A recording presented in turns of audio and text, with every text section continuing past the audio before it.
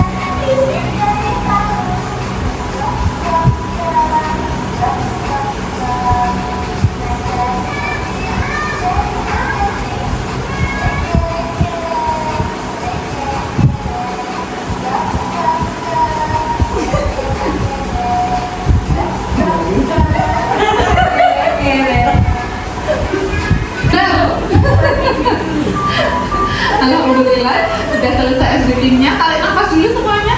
Memasukkan. Pikirin.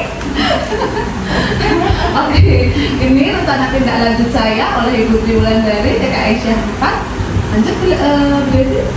Nah, apa yang saya buat untuk rencana program tindak lanjut saya yaitu judulnya Jahe Asem.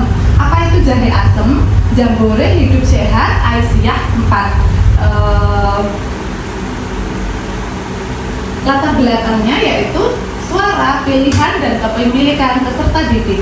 Program ini dirancang untuk mempromosikan suara, pilihan, dan kepemilikan peserta didik dengan melibatkan mereka secara aktif dalam setiap tahap kegiatan.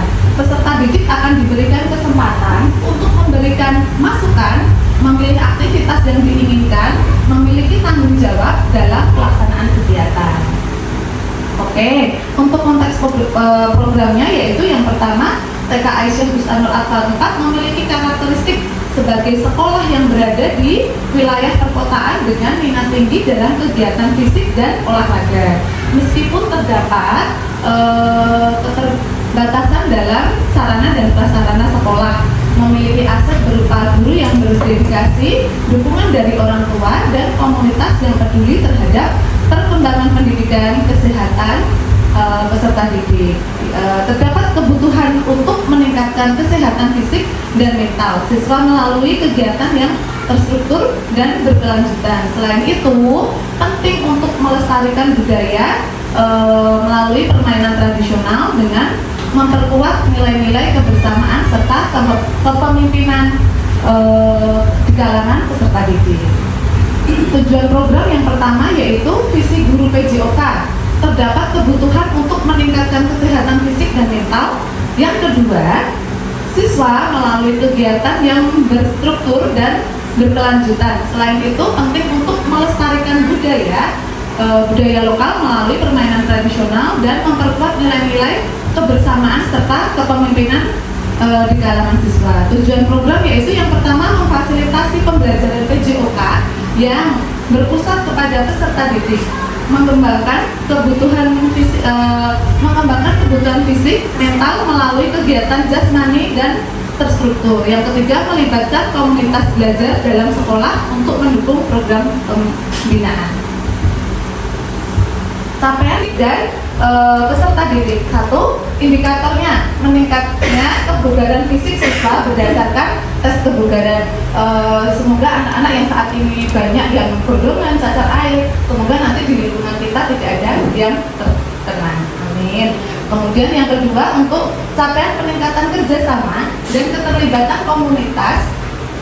Untuk indikatornya partisipasi aktif dari guru, warga sekolah, orang tua, dan masyarakat dalam kegiatan sekolah. Untuk yang ketiga, capaian penguatan kesehatan mental dan jiwa kepemimpinan.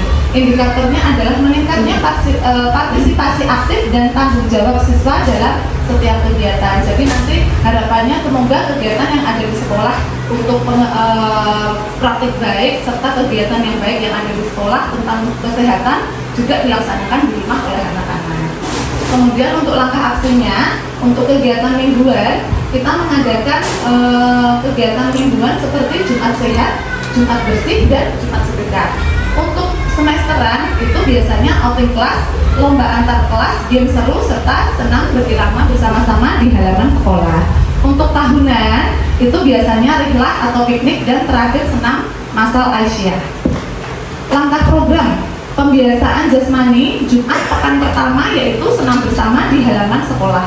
Jumat minggu kedua itu makan bekal, makan sehat yang dibawakan orang tua dari rumah untuk bersama-sama dimakan di sekolah. Untuk yang Jumat ketiga, Jumat bersih itu nanti bisa kita bersih-bersih di lingkungan sekolah, kerjasama kerja bakti untuk membersihkan halaman, membersihkan lingkungan kelas. Kemudian untuk pekan terakhir itu jalan sehat. Nah, untuk pembiasaan rohani itu nanti yang pertama Jumat Sedekah, biasanya anak-anak membawa infak untuk dimasukkan di kotak infak. Kemudian setelah infaknya terkumpul nanti baru Jumat berikutnya untuk Jumat berbagi, seperti itu. Kemudian untuk rencana penempatan peserta didik akan dilibatkan sebagai pembimbing utama dalam setiap kegiatan, mulai dari perencanaan, pelaksanaan hingga evaluasi program. Mereka akan diberikan kesempatan untuk memilih aktivitas yang diminati dan bertanggung jawab dalam mengorganisir kegiatan. Kemudian untuk struktur program dan mitra dalam komunitas belajar. Struktur program yaitu skala program seluruh siswa mulai dari kelompok A, B3, B2, dan B1. Kemudian untuk pengaturan program dilaksanakan di halaman sekolah. Untuk waktu pelaksanaan sesuai jadwal mingguan, bulanan, semesteran, dan tahunan. Kemudian untuk mitra dalam komunitas belajar itu adalah dari kepala sekolah, rekan sejawat, orang tua, dan masyarakat sekitar. Kemudian untuk kapasitas yang dimiliki oleh sekolah yaitu sumber daya fisik itu kita sudah memiliki halaman yang luas, kemudian taman kota yang di dekat kita, kemudian lapangan untuk anak-anak olahraga di sekitar lingkungan sekolah. Sumber daya manusia, kepala sekolah, guru, orang tua, dan masyarakat sekitar yang selalu mendukung kegiatan kita yang positif. Untuk sumber daya finansial dari anggaran yang tersedia untuk program kegiatan, kemudian dari donatur dan dari hibah. Untuk kapasitas yang dimiliki di kelas, sumber daya fisiknya yaitu ruang kelas dan alat peraga edukatif yang bisa digunakan. Untuk yang kedua, sumber daya komunitas, dukungan dan partisipasi dari komunitas kolaborasi dengan rekan sejawat, organisasi, dan institusi lain. Yang terakhir, sumber daya finansial untuk data dan informasi yang relevan untuk program kegiatan. Kemudian nanti untuk rencana evaluasinya, metode evaluasi yaitu yang pertama kita wawancara dengan peserta didik, kemudian observasi dengan melihat langsung, dan yang ketiga refleksi dengan peserta didik. Untuk partisipan evaluasi nanti kita melibatkan peserta didik, guru, serta orang tua. Nah, alhamdulillah untuk prestasi anak-anak Aisyah 4 itu alhamdulillah sudah menjuarai kecamatan lomba muntase dalam rangka Milad Aisyah. Untuk juara 3 fashion show yang diwakili oleh Mbak Yasmin sama Mbak Arsel dalam rangka Gebiar SD Al Azhar Kairo. Kemudian yang terakhir tahun 2023 juara 1 senam HW dari kategori putra dan putri tingkat kabupaten. Tantangan yang dihadapi setiap program yang sudah saya buat pasti ada tantangan yang harus kita hadapi. Yang pertama yaitu tantangan keterbatasan fasilitas. Nah, keterbatasan untuk fasilitas fisik itu karena halaman kita yang segini, karena anak-anaknya berjumlah 56, bisa kita kemudian sumber dana yang dapat menghambat pelaksanaan program. Untuk rencana solusi yaitu memanfaatkan fasilitas yang ada secara optimal dan kolaborasi dengan pihak luar, inovasi dalam penggunaan fasilitas. Kemudian tantangan yang kedua yaitu kurangnya partisipasi. Ini kurangnya partisipasi dari peserta didik dan orang tua akan menghambat pelaksanaan program. Untuk solusinya, meningkatkan komunikasi dengan orang tua, program pelibatan orang tua, dan menyediakan reward. Seperti itu. Nah, ini dokumentasi yang sudah kita laksanakan untuk bekal makan sehat, kemudian Jumat sedekah, dan outing kelas. Ada yang mau ditanyakan? Alhamdulillah sudah sampai akhir. Mama banyak ada yang mau ditanyakan? Ini sebenarnya pertanyaannya nggak ini ya, saya. Oke. Saya jadi gitu saja. Saya tuh masih apa ya? Mungkin awam saya. Apa tadi? Itu PJOK buat peserta didik itu di TK. Ya, itu programnya memang berkelanjutan atau kayak seperti guru penggerak gitu? Kalau yang ini berkelanjutan bersama dengan guru penggerak. Cuma kalau untuk tingkat SD, SMP, SMA itu kan sudah spesifikasi sendiri-sendiri, ada guru makro sendiri kayak guru PJOK, guru bahasa Inggris, guru PPKN, IPS itu kan sudah ada sendiri. Tapi kalau untuk TK seperti kita itu kan merangkap all in, sudah bisa jadi guru matematika, guru bahasa Inggris, guru bahasa Arab. Nah, ini kemarin ada program dari pemerintah yang satu atap dengan PAUD HI. Jadi sebenarnya itu untuk kategori atas SMA, SMP, sama SD. Tapi karena memang TK itu jumlahnya luar biasa banyak, kemudian TK pun juga dilibatkan karena pembiasaan baiknya itu memang tidak dari SD, tapi dari fondasi kita yang usia 4 sampai 7 tahun, 6 tahun seperti itu.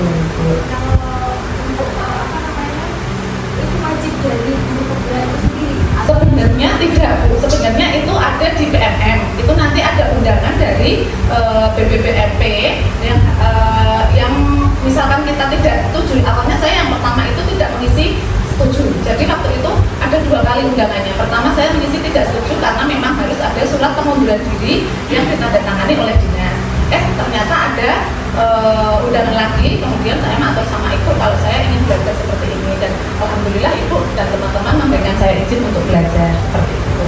Jadi kayak saya Bisa, sebenarnya bisa. Jadi nanti undangannya itu lihat di PMM, PMM-nya sendiri-sendiri. Jadi lebih sering buka PMM seperti itu.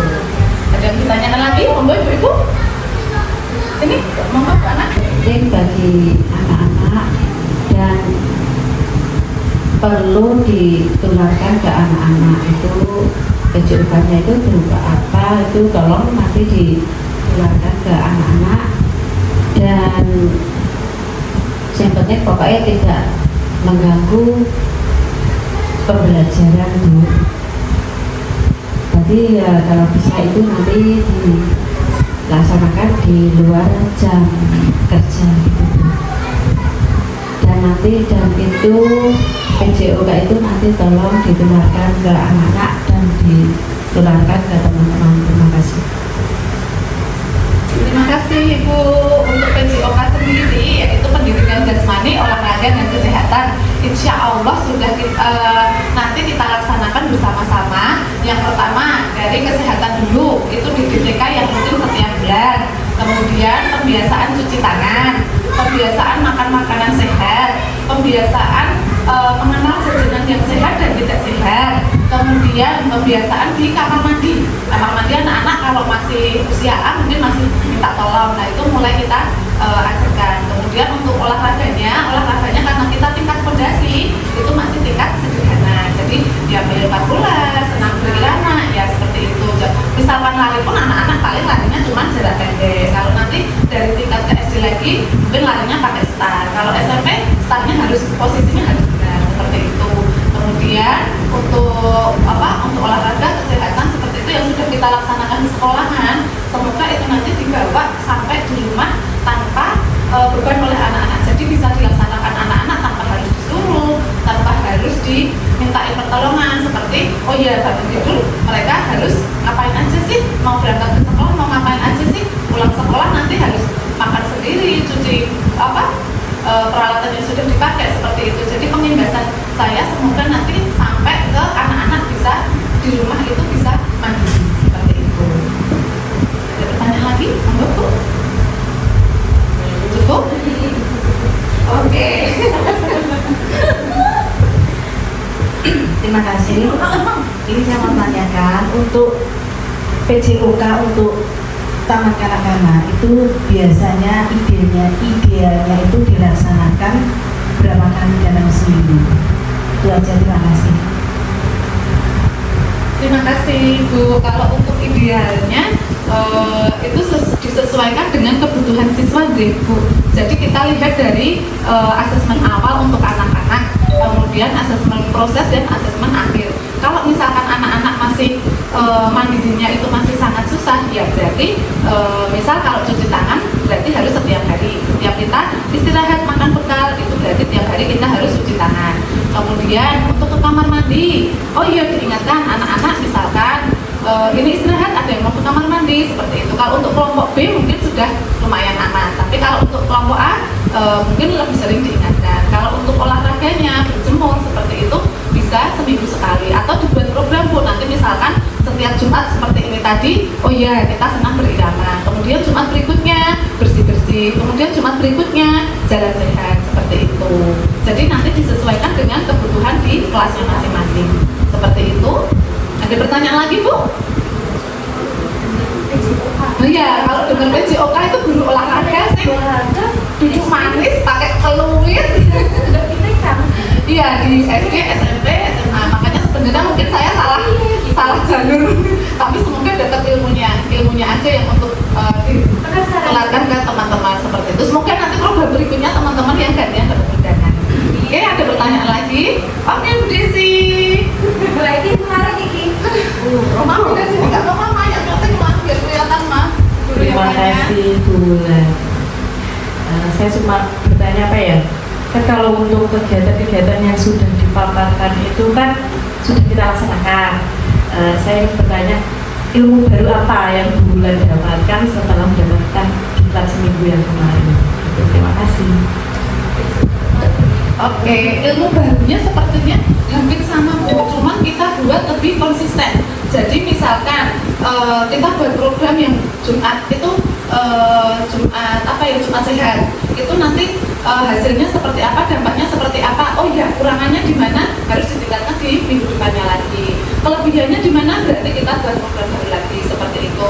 Nah, kemarin saya sempat di kelas B1 itu untuk olimpiade tentang bermain menggunakan tas bekas sama bola, yaitu jam in-body bag, yaitu permainan sederhana tentang lompat variasi seperti itu.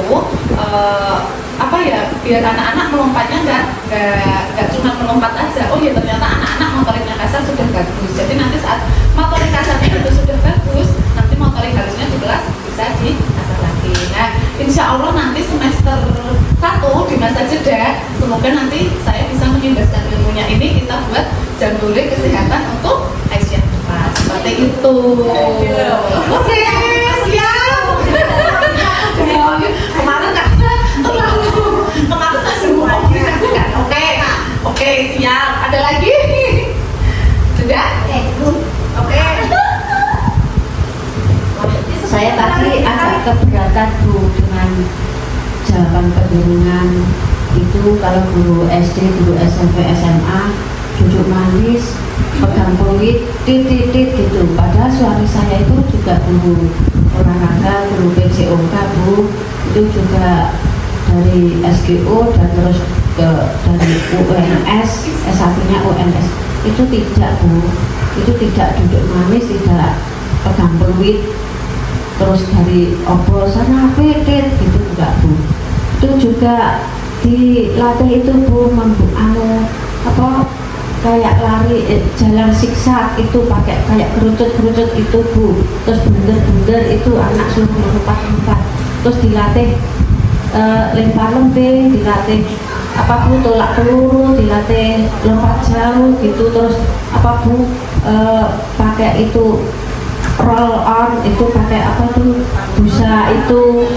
Jadi maaf, itu bukan itu, nanti jenengan kalau mendengar guru olahraga SD atau SMP nanti lah jenengan buat Bu.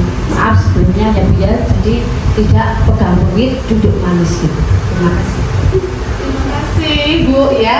Ini untuk kemarin memang disampaikan bahwa guru PJOK yang versi lama, makanya untuk programnya ini supaya nanti tidak ada guru PJOK yang hanya absen untuk pas jadwal pelajarannya saja. Semoga guru PJOK kedepannya lebih aktif lagi, kemudian untuk membersamai siswa dan melibatkan siswa dalam setiap kegiatan. Terima kasih ibu-ibu semuanya sudah berkenan hadir hari ini, sudah berkenan untuk menerima materi saya, dan semoga nanti bisa melaksanakan bersama-sama. Saya mohon maaf apabila ada kekurangan, dan terima kasih banyak untuk partisipasinya. Saya tutup. Wassalamualaikum warahmatullahi wabarakatuh.